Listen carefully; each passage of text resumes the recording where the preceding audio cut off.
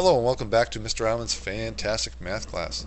This segment we're going to continue talking about parallel lines and proportional parts, and specifically dividing segments proportionally. So let's take a look at what we have here. We know that if we have three or more parallel lines, so I have AD, BE, and CF, and these are all parallel to each other. And these lines cut off congruent segments on one transversal. Then they cut off congruent segments on every transversal. So if they cut off, if they cut it so that DE is congruent to EF, then what it's going to tell us is that AB is going to be congruent to BC.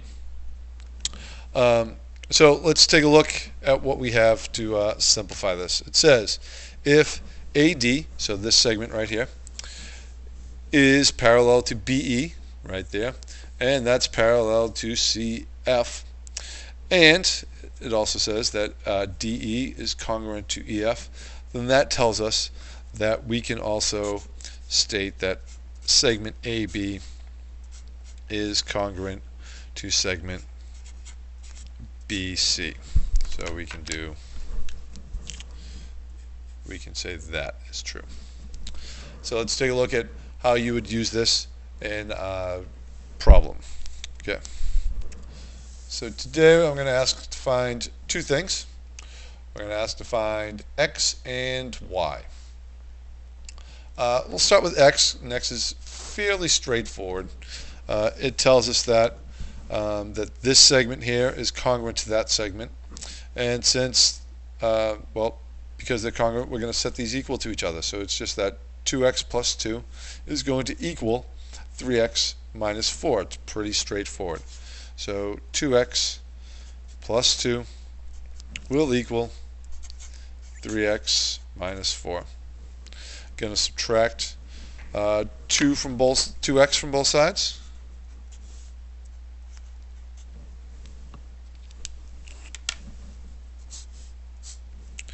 And that's going to leave me with just 2 over here. It's going to leave me with x minus 4 over here. And then I'm going to add 4. I did not mean to make holiday colors, but we'll go with it. And that's going to give me that x equals 6, so 6 equals x. That's the easier one of the two. Okay. And what I did not state is that these three lines are going to be parallel to each other. And so since these are parallel to each other, what we can determine is that since these three are parallel to each other and this is congruent to that, that tells us that this segment is going to be congruent to that segment. So to find that, all we're going to have to do is set 7y minus 6, set that equal to 5y.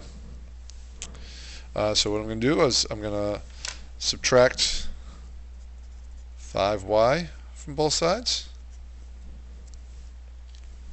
And that's going to leave me with 2y minus 6 equals 0. And I'll add 6 to both sides.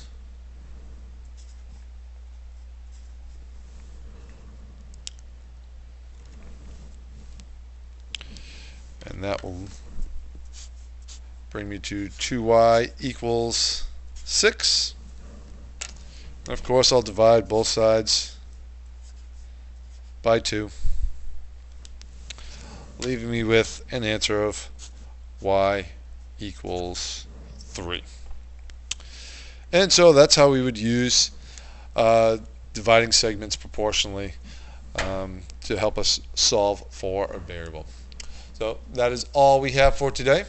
If you have any questions, feel free to ask me either in class or on my blog. Thank you very much. Have a great day.